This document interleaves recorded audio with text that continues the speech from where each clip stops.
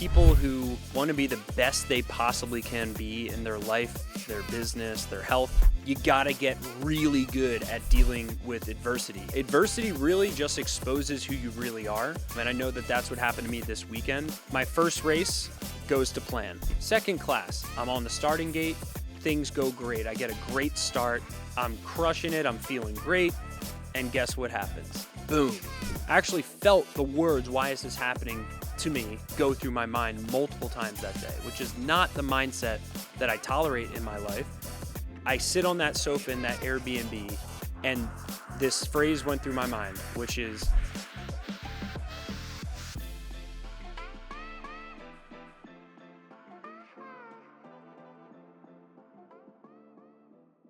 welcome to another episode of the Bill Hauser podcast. Today, we're going to be talking about adversity. That's right. Adversity was the name of the game for me this past weekend. So I'm going to share a story and some of the lessons that I learned in the story about how champions and people who want to be the best they possibly can be in their life, their business, their health, you got to get really good at dealing with adversity. And adversity really just exposes who you really are. And I know that that's what happened to me this weekend. So I'll kind of share the story and some of these breakthrough lessons I've had personally.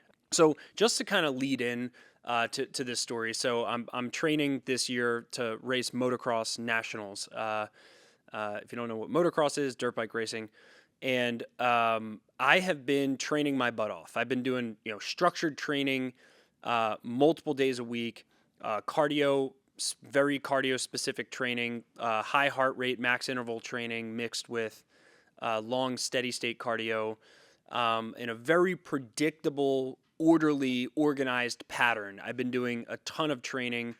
I've been really managing my nutrition like a hawk, my supplementation like a hawk.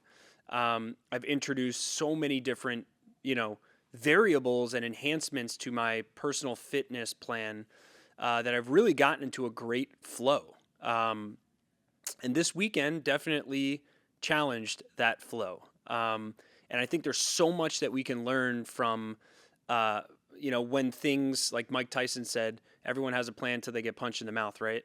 That is where we become defined as individuals, is when adversity creeps in and exposes our true self. So I'll start with kind of the story. So this season, I'm doing multiple regions. I won't weigh you down with the details to qualify for motocross nationals. So I've already qualified in the Northeast for the Northeast regional. The next step was for me to qualify for the Southeast regional, and the qualifier for that was in Henderson, North Carolina. So without traffic, it's about 5.5 hour drive south from where I live in Philadelphia. And my mom and I were planning on leaving at 12 noon on Friday, right?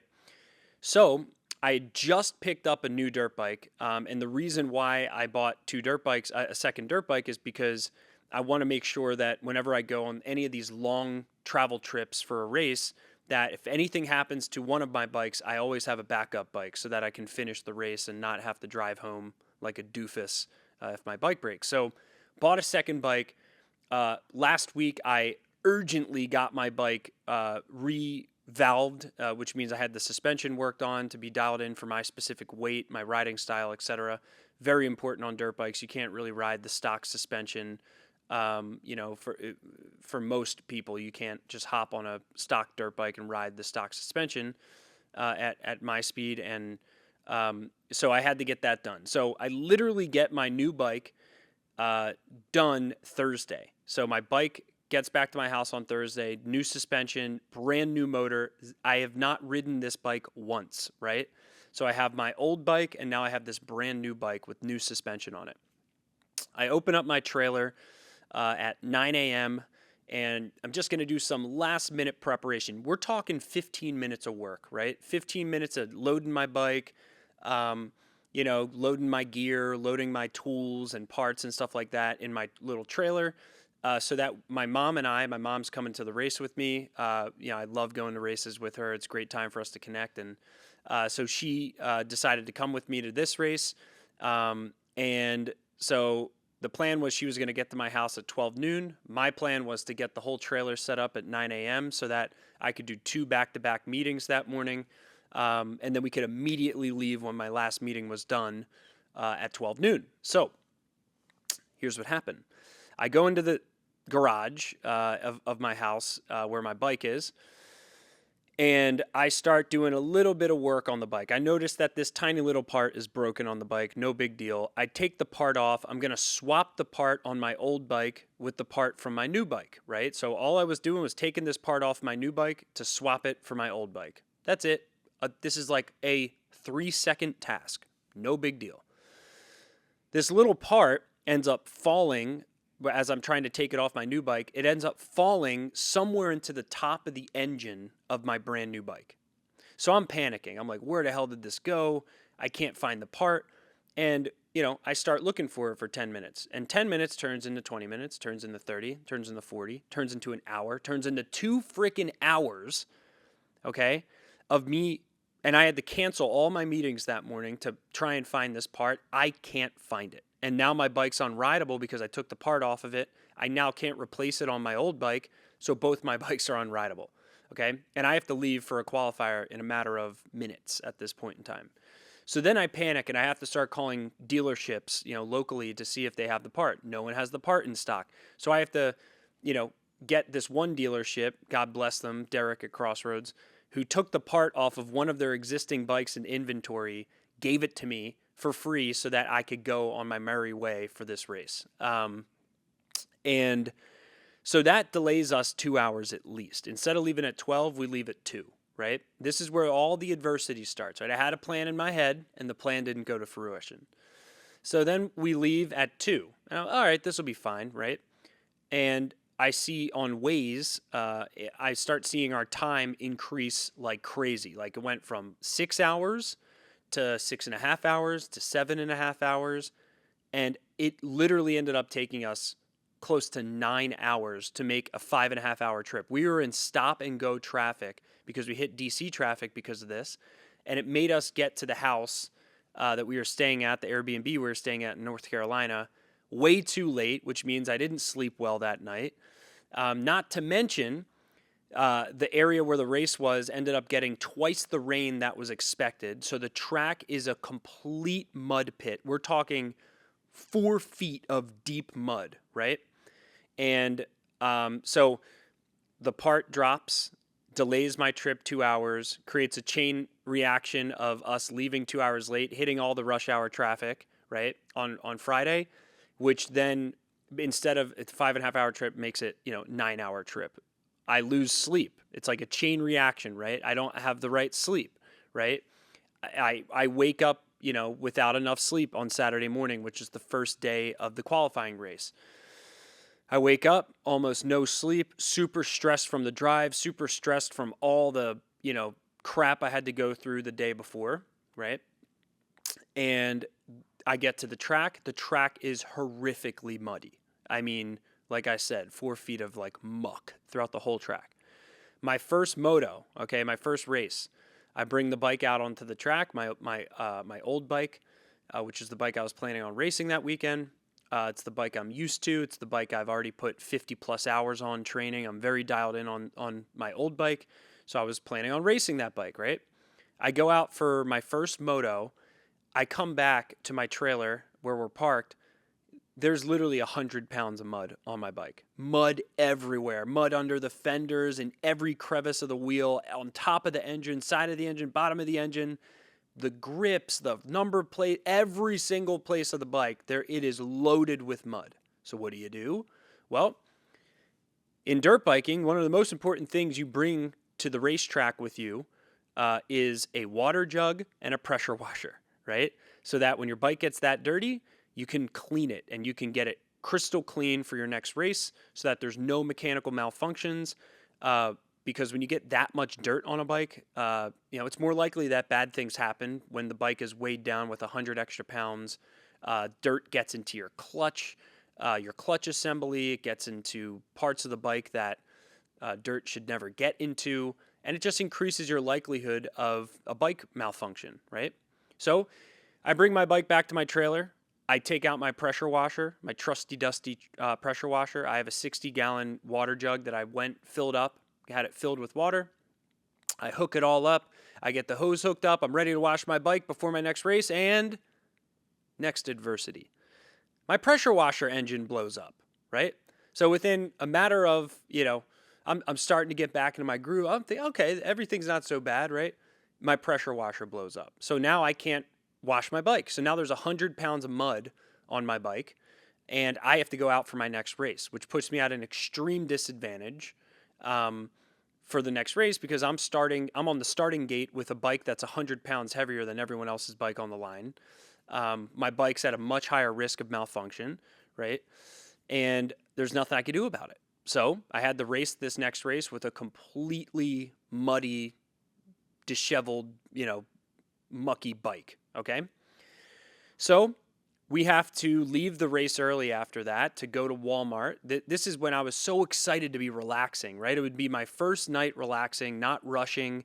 I was so excited early in the day to get back to the Airbnb we were staying at and just veg out for a little bit to kind of reset from what happened the prior day with the traffic, me missing the part, all the rushing, right?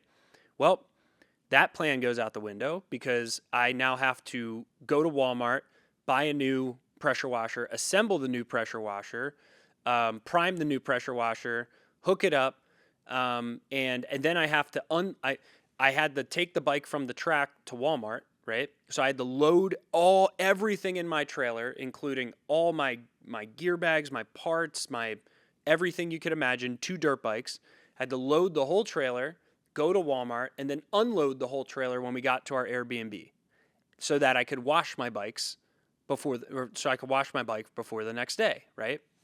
So what was supposed to be a restful night at the Airbnb turns into me pressure washing my bikes until 8 p.m., right? And I basically get into the Airbnb. It's pitch black by that time.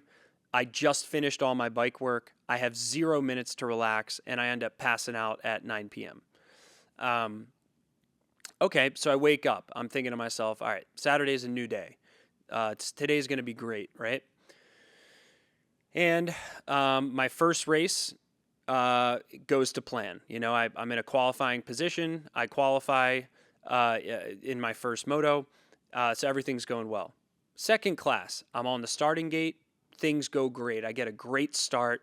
I'm in a top 5 position in one of the hardest classes at the qualifier race.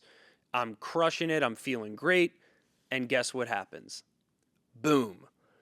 My race bike, my old dirt bike, the one that I'm used to riding, the clutch stops working.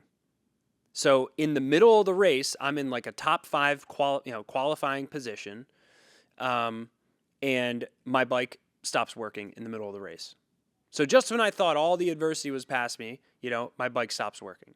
So then I have to scramble and figure out how in the living hell am I going to get this bike to work again, right? I couldn't figure it out. So I have my brand new bike in the trailer, okay? Now, thank God I got this brand new bike. That's the only silver lining in this story is that I had a backup bike. So I go into the trailer.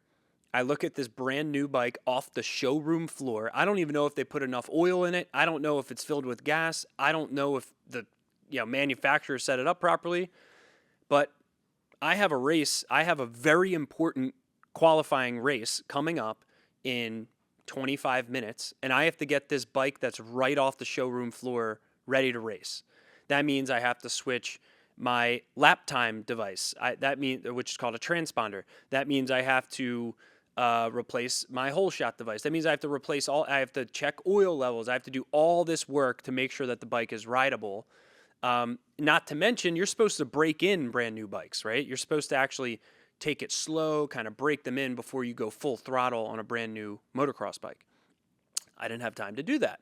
So I had to go take my new bike out of the trailer and race it after having spent 0 hours on it before. I had never felt the suspension before, 0 hours on the bike, and I have to go race pace at a qualifier, my first ride ever on it, right? And if you don't know anything about new motocross dirt bikes or new motorcycles, when you get a new bike, the throttle is extra touchy. I mean, like just one little, like, because there's no grit or grime kind of in the throttle. So it, like, if you accelerate just a little bit, like the bike wants to rip out of your hands, especially a 450 like my bike, which is so fast. So I'm struggling, out in this race. The bike's ripping out of my hands. I've never felt the suspension before. I feel like a fish out of water, but I knew my job. The mission was to qualify. So all I focused on was getting into a qualifying position and finishing the race so that I could get used to my bike, right? So couldn't fix my bike, my old bike. So I finished my second race in a qualifying position. So job accomplished, right, for my first motos. Then my second motos, I am getting a little bit more acclimated to this new bike, which I raced for all my second motos. And my first moto, I crush it. There's two motos in dirt biking, right? They have the first moto and the second moto, and then they average the two scores, and that gives you overall position, right? So I did really good in my first two motos despite all the adversity. Second motos come up. My second moto, I crush it. My second moto, I crush it on the new bike, and I'm still dealing with all this adversity. My second moto, I'm on the first lap, and this dude cuts me off at the end of the first lap. I was literally about to pass into fourth place in this race, top 9 qualify. I was passing for fourth, and the guy in front of me cuts me off on this really rough, like, section of the track with huge, what are called braking bumps, like big bumps entering a corner. Dude cuts me off. I don't get to see, like, I have to avoid his bike, so I turn my bike real quick. I hit a huge braking bump, and my brand new bike front flips 2 times, right? So, I ditched the bike, so I didn't front flip twice. My bike did.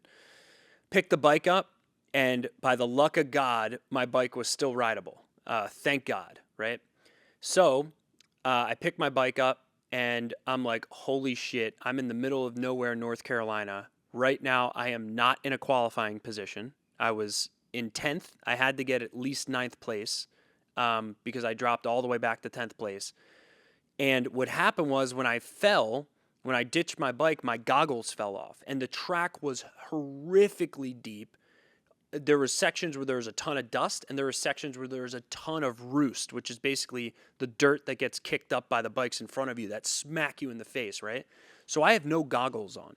So I set it my mission. I got to catch this guy in 10th place so that I can get at least 9th and qualify. So I put my head down. I run a really good lap time after I crash. I get up to the back end of this guy who's in 10th place. I get spewed with mud in my eyes. Thank God I'm squinting my eyes like this so my eyelashes block some of the mud, right? Had I squinted them a second later, I would have not been able to finish. I wouldn't have been able to see. And so I pass this guy for 9th place. I know I'm in a qualifying position, and then I just ride the track gently, right? And end up qualifying in that class as well. So what's the moral of the story? The moral of the story is if you were to look at my training plan kind of entering that race, you would see very disciplined gym sessions, very disciplined high-intensity cardio sessions, very disciplined nutrition plan, very disciplined supplementation plan, right? Hitting my marks, on all the preparation check boxes I could possibly do to prepare for that race and to be at my absolute best for this qualifier, right? And that's all great, right? But the reality that I encountered is all of that pre-planned, calculated preparation that I did in we'll call it a enclosed environment, an environment where very little adversity can enter, right? I can train on my own schedule. I can do all these preparation things on my own schedule. All of those things get thrown out to the window when you're in a performance state, right? When you are in a all-in make or break, it must happen, right? So when you're in a must-happen situation, all that preparation goes out the window. All that pre-calculated preparation that you did, you push it aside and you adjust to what cards you've been handed, right? And on Saturday, when the track was extremely muddy after I didn't sleep and I got caught in 9 hours of traffic, I was not in a good mindset. I was angry.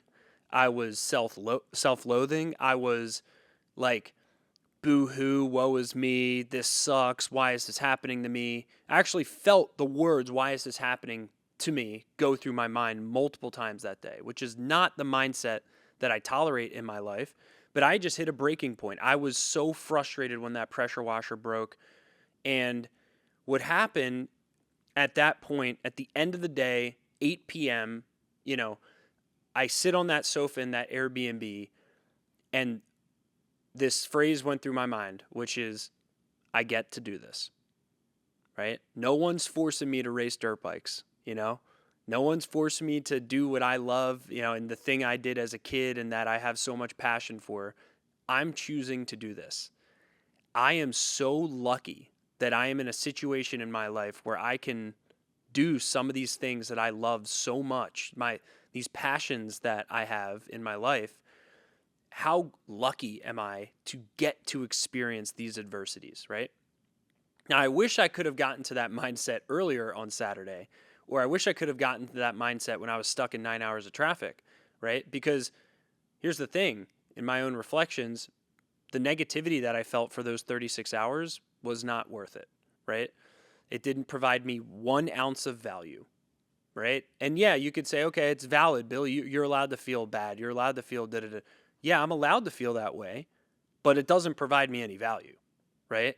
It doesn't provide any value for me to say, boo-hoo, woe is me, why does this always happen to me, this sucks. What value does that provide, right? So I wish, and the big lesson that I learned, I wish I had focused on what I did have within my control, what I get to do versus what I have to do. I wish I got to focus on, the fact that all of these things were happening for me, not to me, right? Because the truth is, I sit here now 2 days after this weekend, and I feel so fucking fulfilled that I persevered through that, despite all that adversity, right? Despite all these hiccups, all these surprises that popped up, right? I still performed. I still was able to qualify. And I look at this as like, I can't imagine what today would feel like had all of this not happened, right? Because a month ago, my first qualifier of the year, everything went right. I crushed my starts. I crushed my first lap pacing. I did everything. My bike was working perfectly. I was definitely, I was under the weather. I was sick during my last race, but nothing else went wrong, right? I would take sickness over all the crap that went wrong this last weekend any day of the week because, everything went wrong, right? This last week. So my first race, I had sickness and I persevered and I chose to adopt a positive mindset to that sickness, right? This time, adversity popped up and I chose to be negative towards it. I chose to not be buoyant. I chose to not be positive, right? And that's on me.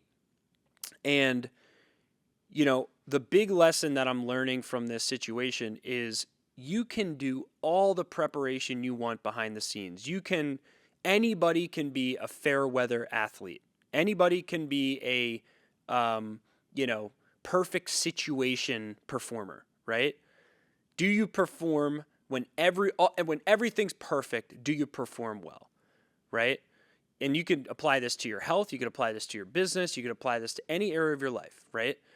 Like anybody can perform well when everything's going perfect, right? I mean, that's what amateurs do. Amateurs are able to perform well when most things are going okay, right? But what's the difference between people who perform well under pressure and under adversity versus people who only perform well when the conditions are perfect, right? Well, that's the separator, right? That is the separator in life, is how you deal with adversity. What is your initial reaction to adversity? I have a lot to improve on in this department. I thought I was good in this department. I meditate a lot. I've become very comfortable with adversity, but I let it get to me. In the first 36 hours, of this weekend, I let it get to me. And I need to learn from this. And I think that's probably the most important metric that we all can focus on for ourselves is how quick do we snap out of it when adversity hits? How quick do we get to acceptance when adversity hits, right? And think about this in your business, right? Like if someone quits at your company that you really didn't want to quit, that's a super valuable employee at your team, how quick do you bounce to acceptance? How quick do you bounce to what are we going to do about this, right? If something impedes your ability to get your health in check, right? Maybe it's your kids, maybe it's your, lack of morning routine, or something happened in your family with your significant other, blah, blah, blah, blah, blah, blah, blah, blah, blah. Some adversity is preventing you from optimizing your health, optimizing your business, optimizing your life, right? And the question that I have for myself and for you is, what do you do about it, right? How quick are you able to snap out of adversity? So I have two coaches that help me with my dirt bike racing. One's my nutrition coach, and the other is my racing coach. And because I practice what I preach, I have coaches in every area of my life. I had my call with my racing coach Monday morning at 9:15 a.m. and I just had my call today with my nutrition coach. And I immediately talked through everything that happened. I talked through how I dealt with the adversity, how I didn't deal with the adversity, right? And the biggest thing that I'm taking away from this, and I hope that I can share with everyone, is adversity is a minimum requirement to progress, right? And it is my duty and obligation to be excellent at dealing with adversity, right? Because adversity, as soon as you exit the world of perfect situations, right? As soon as you exit the world of perfect situations, you have now entered the real world, right? And the real world, there is never going to be unlimited perfect situations, right? So your ability, my ability to deal with adversity is called my ability of coping with and embracing the real world, right? So adversity is an opportunity. It's been a core value of our company for, years and years. And it's a very important one because all of the things I experienced, they were opportunities for me to become stronger. They were, there's a song that goes, "It doesn't kill you, it makes you stronger." And it's so damn true, right? I feel so much more resilient because you can bet your bottom dollar for the remainder of the qualifiers I had this year, I'm damn sure not everything is going to go perfect, right? For the remainder of my business goals this year, I am damn sure everything is not going to go perfect. Actually, everything already isn't going perfect, right?